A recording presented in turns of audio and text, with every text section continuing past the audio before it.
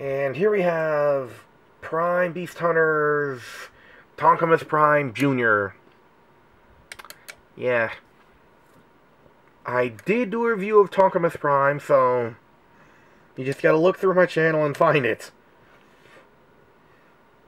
Anyway, he can roll, and of course, he can store his weapons right on the wings, which... Yeah, we get the Star Saber, but it's not the right colors. Yeah, I don't care, at least we got a Star Saber. And let me just get one of the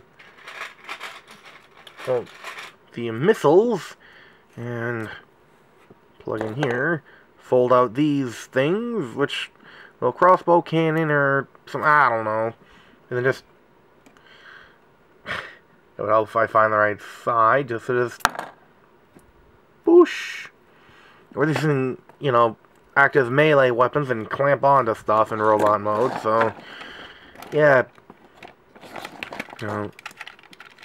he can fly because this vehicle mode was in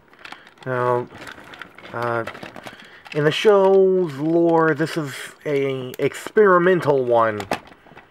So, yeah. Oh, come on. Like that, and... whoosh, rocket truck.